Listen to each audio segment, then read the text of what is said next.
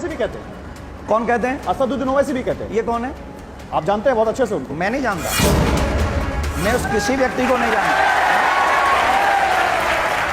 मैं ऐसे किसी भी आदमी को नहीं जानता कि जो संवैधानिक पद पर बैठकर बहुसंख्यक लोगों को गाली देता है, बहुसंख्यक लोगों की भावना के साथ खिलवाड़ करता है।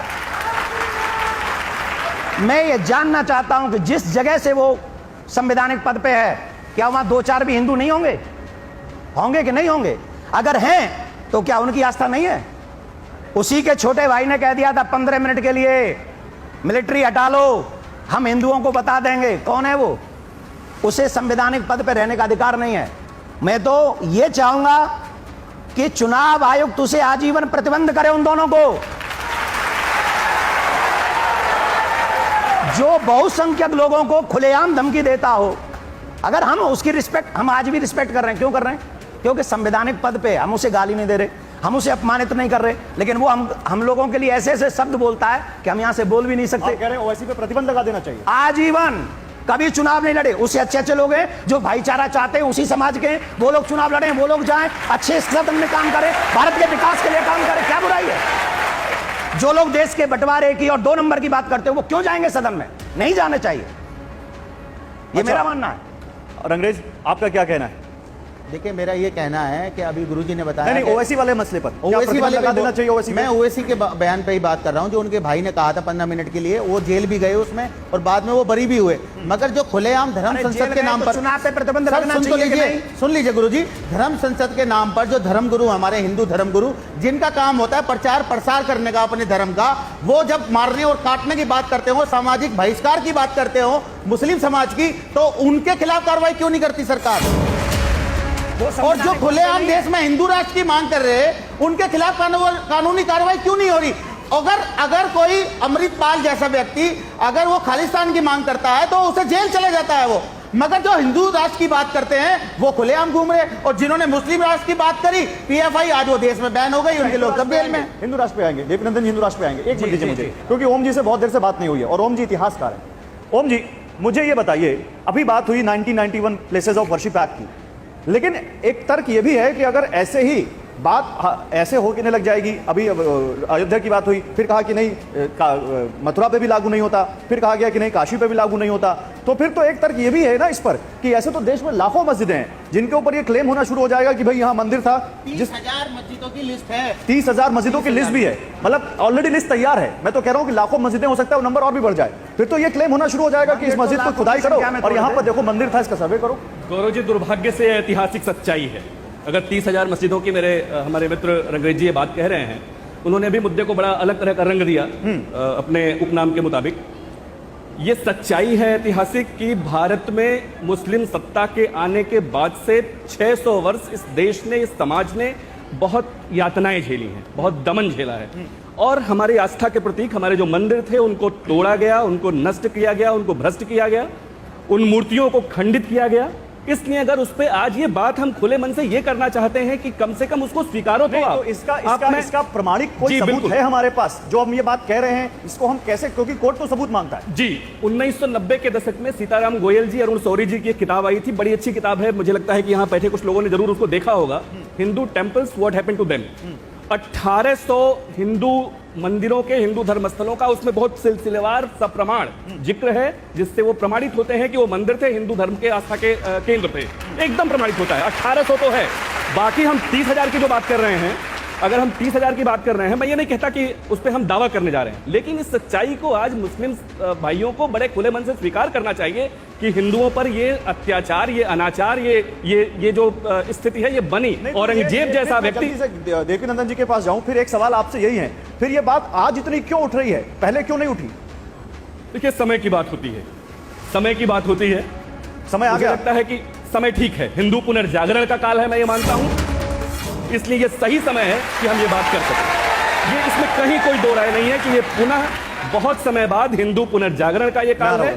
हम ये भाजपा पार्टी के टूल किट बनकर काम कर रहे हैं। देखिए, मैं इतिहास का विद्यार्थी हूँ, मैं इतिहास का विद्यार्थी हूँ सर, मैं आपको बता दूं जी, मैं इतिहास का विद्यार्थी हूँ। रुक जाइए, मैं अगर कुछ भी कहूंगा उसे प्राथमिक स्रोत से, प्राइमरी सोर्स से, मैं पृष्ठ संख्या के साथ प्रमाणित करने की बात करूंगा, प्रमाण के साथ कहूंगा। मेरी किसी बात को अगर आप प्राथमिक स्रोतों से काट दीजिएगा तो मैं उस दिन से या किसी भी चैनल पर बैठना बंद कर दूंगा। मैं आपको एक चैलेंज करता हूं सर, अगर आप चैलेंज करता हूं, आप फोटो के अलावा ये बता दीजिए ज्ञानवापी में जो कोर्ट में मामला चल रहा कि क्या सबूत है आपके पास? सिर्फ वो फोटोज, सिर्फ एक फोटोज की वजह से आप जो है ज्ञानवापी को जो परिसर को अपना बनाने चाहते हैं, जहाँ 350 साल से नमाज हो रही है और आज भी नमाज हो रही है, आज भी नमाज हो रही है। मगर जो वजू खाना है जहाँ पे कथाकथित शिवलिंग बताया गया, हम भी कह रहे हैं अगर उसकी जांच होनी चाहिए। मगर जब सुप्रीम कोर्ट में ये लोग जाते हैं, हाई कोर्ट में जाते हैं हिंदू पक्ष के लोग, तो कार्बन डेटिंग के लिए हाई कोर्ट जो उसको मना कर देता है कि कार्बन डेटिंग नहीं होगी।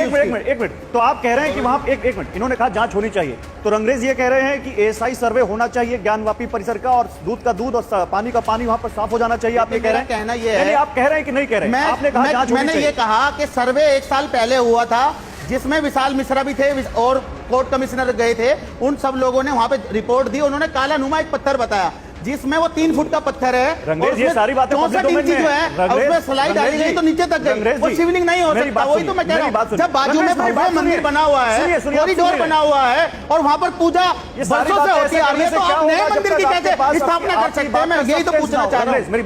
मेरी बात सुनिए, पैरेलल नहीं बोलते हैं। ये जितनी बातें आपने की सब पब्लिक डोमेन में है। मैं तो आपसे एक लाइन का सवाल पूछ रहा हूं, आपने कहा जांच होनी चाहिए, तो ज्ञानवापी परिसर का एएसआई सर्वे होना चाहिए नहीं होना चाहिए? हाँ, नहीं होना चाहिए। क्यों होना चाहिए? जब प्लेसेस ऑफ वर्शिप एक्ट किस लिए आया था भैया? वो कानून का जो बेसिक स्ट्रक्चर का हिस्सा है संविधान का, वो इसी वजह से आया था कि कोई विवाद ना हो हिंदू मुसलमान का, क्योंकि हमारा और आपका डीएनए एक है।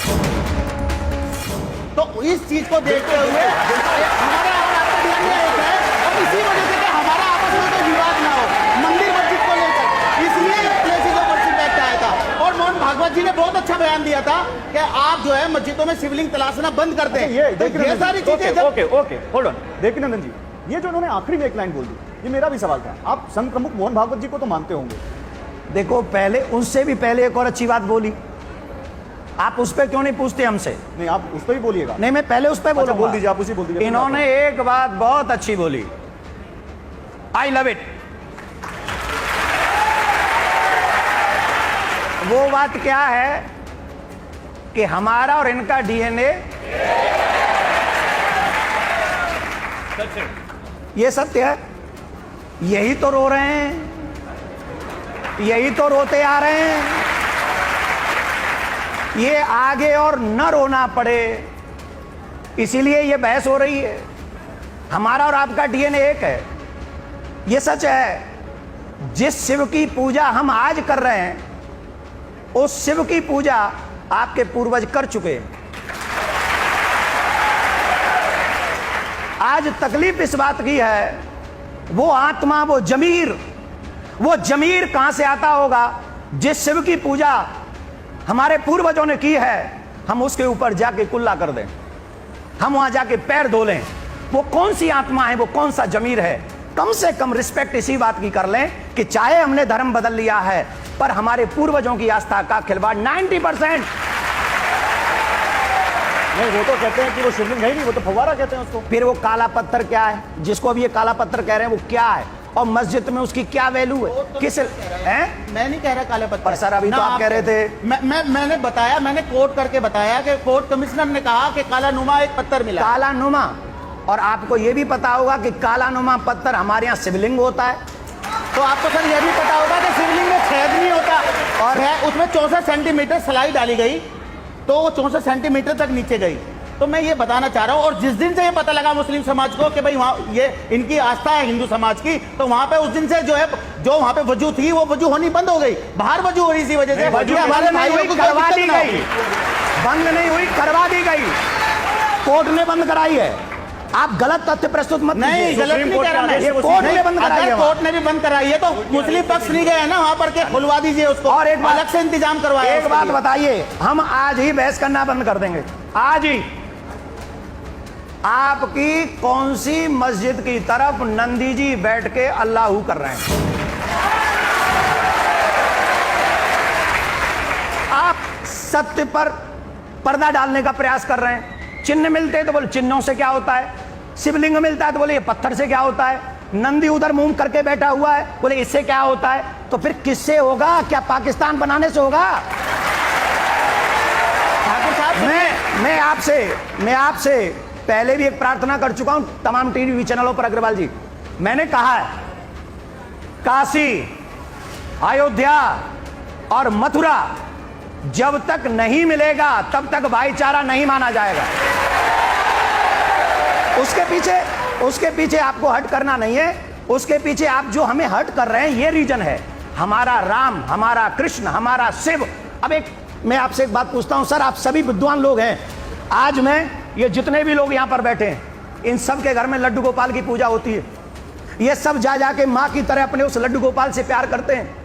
जब इनको ये पता चलता होगा, जब हमने इनको बताया होगा कि इनके लड्डू गोपाल की जो छवि कृष्ण भूमि में मंदिर बना था, वो औरंगजेब ने मंदिर तोड़कर वहां की छवियों को ले जाकर उस दुष्ट ने जामा मस्जिद की सीढ़ियों में गाड़ दिया था, तब से लेके आज तक वो ठाकुर जी वहीं मंदिर की सीढ़ी, मस्जिद की सीढ़ियों में। एक सेकंड, मैं उसी पर आ रहा हूं। मैं ये जानना चाहता हूं इनके दर्द को कौन बांटेगा?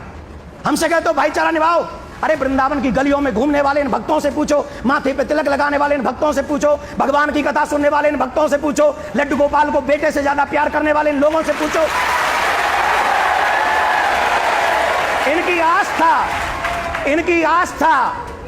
इनकी आस्था का जवाब अपमान नहीं हो सकता। नहीं, लेकिन देखिए नंदन जी, सवाल मेरा संघ प्रमुख मोहन भागवत के उस बयान पर भी था। संघ प्रमुख मोहन भागवत को तो आप मानते होंगे ना, उनका सम्मान करते होंगे, उनकी कई बातों को, कुछ बातों को आप अनुसरण भी करते होंगे। क्या कहा उन्होंने? संघ प्रमुख मोहन भागवत ने साफ कहा कि हमें हर मस्जिद में शिवलिंग नहीं ढूंढना चाहिए। वो क्या कहना चाहते हैं? वो बहुत अच्छा कहना चाहते हैं, आप उनके शब्दों का अर्थ नहीं समझे। आप समझा दीजिए। सुन लीजिए, मोहन भागवत जी ने जो कहा है, उन्होंने बहुत अच्छी बात कही। उन्होंने कहा हर मस्जिद में आई प्रॉमिस, हम हर मस्जिद में शिवालय नहीं ढूंढ रहे हैं। अरे 30,000 मस्जिदों की लिस्ट तैयार है देखिए नंदन जी। अरे मंदिर तो 4 लाख से ज्यादा तोड़े गए, तो आप कह रहे हैं 30,000 में ढूंढना चाहिए? समझदार वही है कि थोड़ा दे के ज्यादा बचा ले।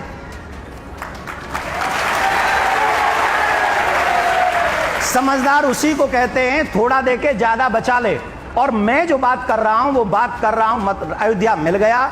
मेरी नजर में 3 जगह टारगेट पे है, काशी ज्ञान वापी, मथुरा हमारे कृष्ण जी का जन्म प्लेस, आगरा का जामा मस्जिद की सीढ़ियां।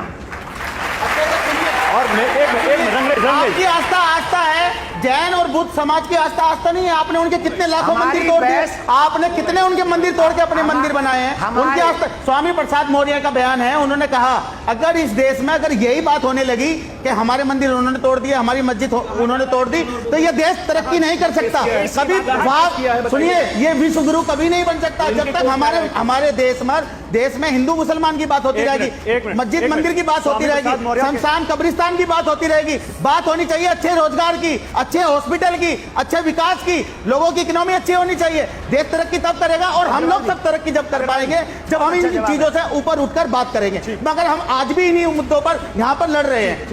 बहुत अच्छा जवाब है। हमारे आदरणीय महानुभाव को रोजगार चाहिए। आप तो टीवी चैनल पे बैठे हो, आपको तो रोजगार मिला हुआ है। एक बात सुनो, मैं बताता हूं, जब मंदिर बनता है और मंदिर का विकास होता है, आप कल्पना नहीं कर सकते कितने लोगों को रोजगार मिलता है। आप एक फैक्ट्री से ज्यादा रोजगार एक मंदिर के निर्माण में होता है। आप सोच नहीं सकते जितने गरीब तबके के लोग हैं वो सब मंदिर के द्वार पर आकर रोटी खा जाते हैं। माला वाले को रोजगार मिलता है, प्रसाद बनाने वाले को रोजगार मिलता है, रिक्शा चलाने वाले को रोजगार मिलता है। जिस पे कोई रोजगार नहीं वो मंदिर के आगे बैठ जाए, ठाकुर जी उसका भी पेट भर देता है। अच्छा ये बताइए, 2% लोग, मैं बता रहा हूँ सिर्फ इस हिंदुस्तान में, मैं बता रहा हूँ, 1 मिनट में अपना एक फैक्ट बता दूं, 2% लोग हैं जो मंदिर में डेली जाते हैं। ये सर्वे है। तो मैं कहना चाहता हूं इतने प्राचीन मंदिर हमारे पास जब हैं ऑलरेडी, और उनमें पूजाएं हो रही हैं, काशी में भी हो रही है, मथुरा में भी हो रही है, मगर ये जो जानबूझकर विवाद खड़ा किया जा रहा है, इससे क्या होगा? यही ध्रुवीकरण की बात, ये रेटोरिक है। मैं तो ये पूछ रहा हूँ, जब मस्जिद पर आ चाहिए तो आपको रोजगार याद आ गया, जब मंदिर पर आता है तब आपको रोजगार याद क्यों नहीं आता है? सर मैं आम लोगों की, शहरियों की बात करता हूँ। मंदिर मस्जिद की बात पॉलिटिकल होती है, और पॉलिटिकल पार्टियों को उसका फायदा मिलता है, और उसका बीजेपी बहुत अच्छे से करती है। हमारा कोई पॉलिटिकल एजेंडा नहीं है कि हम कोई मंदिर मस्जिद की बात करें। हम करते हैं बैलेंस की बात, कैसे आपस में भाईचारा बना रहे। और यही हम, जब हमारा डीएनए एक है, खून एक है, हम सब एक है और एक ही गुलदस्ता भारत है जिसमें सब समाज के लोग यहाँ रहते हैं। इसकी यही खूबसूरती है, तो हम उस खूबसूरती को खराब करना नहीं